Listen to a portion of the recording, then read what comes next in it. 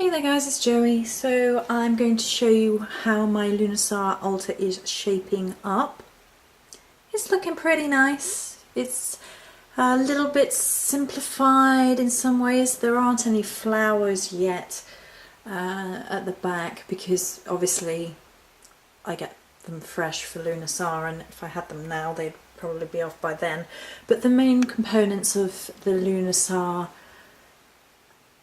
altar are in place. Sorry, I've had one of those emotional mornings where your emotions are like... So yeah, okay, so in this corner, I can't do a wrestling voice.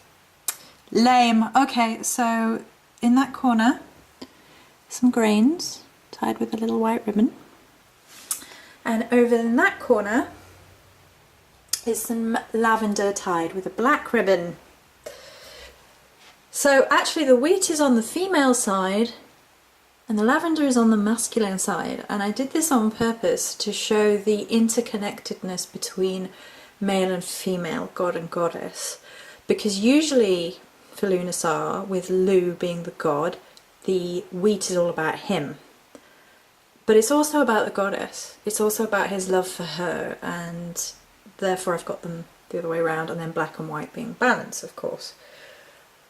Yeah. And then we have my Morrigan spell protection bottle at the back, and the picture of the triple goddess still there.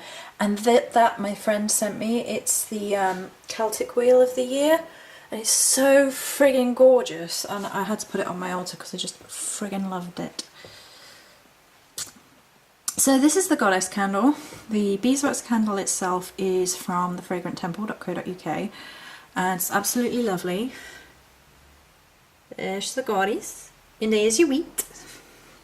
And then at the bottom, I actually saw an idea on Facebook, and I took inspiration from it because the idea was more like it was a candle in a candle holder on top of corn.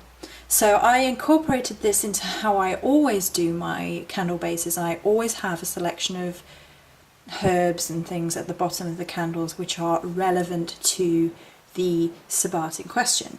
And as always, the goddess rose quartz, the goddess amethyst seer stone / dragon's egg is there, and the moonstone is there for the goddess, as well as a sheath of wheat,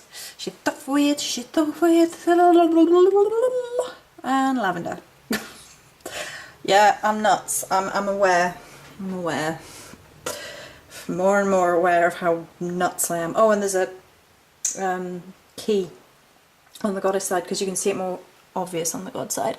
So there's his stag head, isn't that wonderful, with the spiral, and the corn, and then down here his rose quartz, his dragon ametrine egg, his amethyst point, his sunstone, and his key, his sheath of wheat, and his sheath of lavender. So as you can see, there is one of each on the god and goddess side, the same way that there is lavender there and wheat there. They have one of each on each of their things. So they are connected, they are together, they are one and the same, they are united. It's love and cycles and the embrace.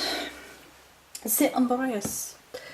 And so at the bottom is the corn. Like I said, I saw this similar idea on Facebook, and I was like, oh my god, I need it. I need to incorporate that somehow. And there are other herbs as well, but mainly rose petals. And if you look at the middle of the goddess offering bowl, if you like, you can see a few of the orange flowers, orange blossoms for the central aspect, but mainly corn and rose petals.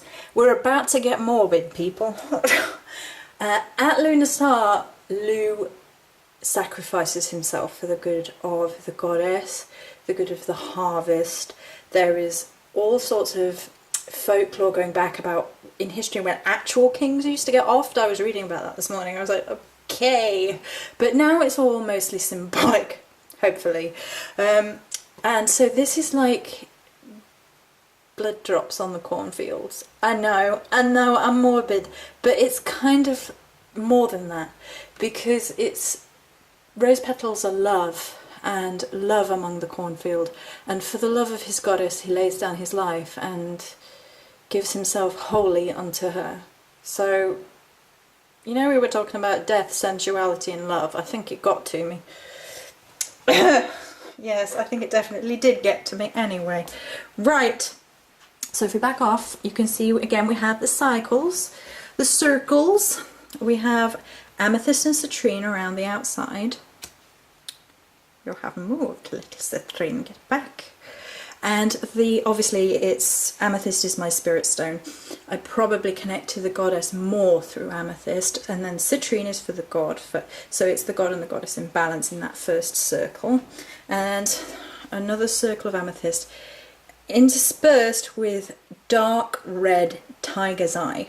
Again, we're going with the blood metaphor, the sacrifice, the drops of blood. I am proper morbid about this, aren't I? It's kind of beautiful, and it's all about the sort of sacrifice aspect. And that is something that Lughnasadh has always been about for me. And it's also about personal harvests.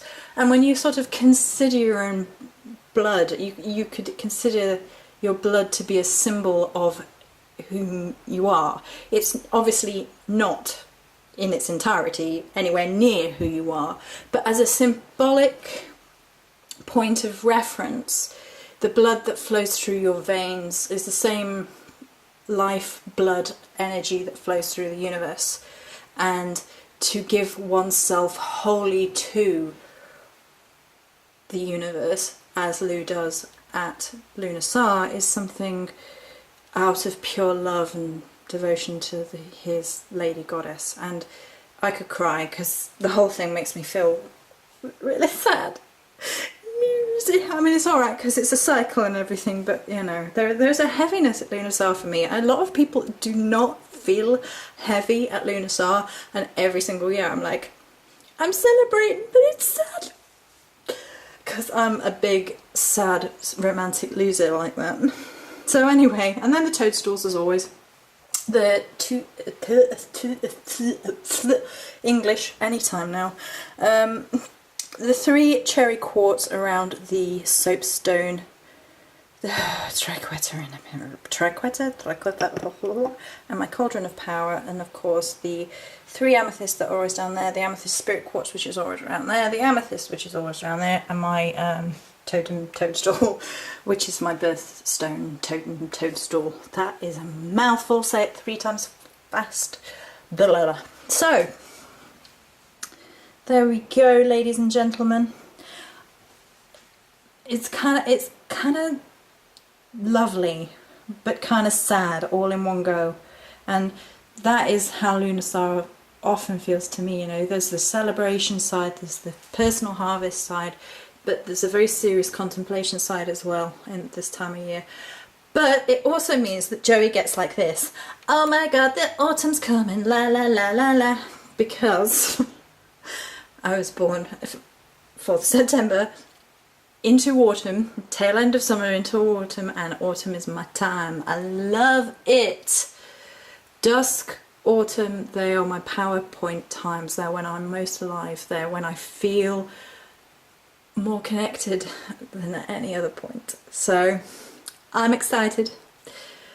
You will see that coming. And Halloween is coming. Halloween's coming. Halloween's coming. Focus, focus, focus, calm. So I hope you enjoyed my video about my Lughnasadh altar. I was watching The Desert Siren yesterday, and she had a gorgeous little video all about Lughnasadh and her altar. So if you haven't checked her video out, go check her out as well. And that will be it for my little sun god inspired altar. Many blessings.